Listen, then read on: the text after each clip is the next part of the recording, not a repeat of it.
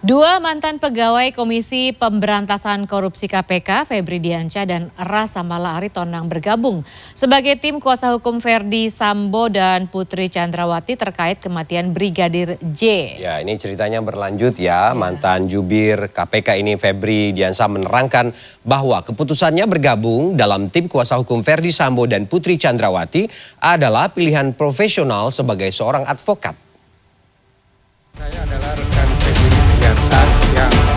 Febri Diansyah dan Rasa Mala Aritonang, dua mantan pegawai Komisi Pemberantasan Korupsi KPK, bergabung sebagai tim kuasa hukum dua tersangka pembunuhan berencana Brigadir Yosua, Verdi Sambo dan Putri Chandrawati.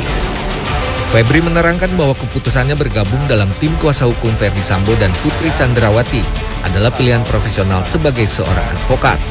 Febri mengaku akan menjalankan tugasnya secara objektif sebagai kuasa hukum tersangka pembunuhan berencana Brigadir Yosua, Putri Chandrawati, untuk mendapatkan hak-haknya sebagai tersangka sampai di pengadilan.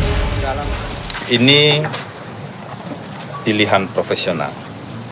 Pilihan profesional kami sebagai advokat, sekaligus tentu saja kalau kami bicara soal pilihan profesional sebagai advokat, sekaligus juga bicara dari aspek etis sebenarnya. Seluruh pengalaman kami selama ini, seluruh proses belajar kami dalam pengalaman kerja dan interaksi selama ini, itu pasti akan mempengaruhi bagaimana kami bisa menjadi kuasa hukum di sini. Mempengaruhi dalam artian misalnya aspek objektivitas, bagaimana kami menjaga integritas dalam proses peradilan, itu adalah bagian yang krusial yang pasti akan kami jaga. Sementara itu, Kamarudin Simanjuntak, kuasa hukum keluarga Brigadir J, tidak mempersoalkan mantan juru bicara KPK Febri Diansyah menjadi kuasa hukum Putri Chandrawati. Sebab hal tersebut bisa melindungi hak-hak Putri Chandrawati yang dijadikan tersangka dalam kasus pembunuhan berencana. Hal itu disampaikan Kamarudin Simanjuntak saat menghadiri pengukuhan 5 guru besar Universitas Pancasila Jakarta Selatan pada Rabu siang.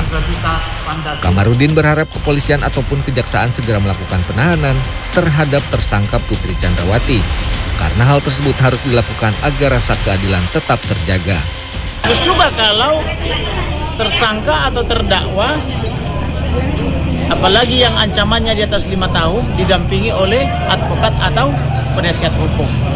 Jadi soal pergantian penasihat hukum atau pergantian advokat itu biasa. Menurut Guru Besar Hukum Universitas Pancasila Prof. B.F. Sihombing mengatakan, lambannya proses hukum Verdi Sambo serta tersangka lainnya disebabkan tidak adanya saksi kunci sehingga sulit untuk pembuktian. Nah, kan susah pembuktian. Nah, karena susah pembuktian, nantinya itu kan bisa ada juga rekayasa.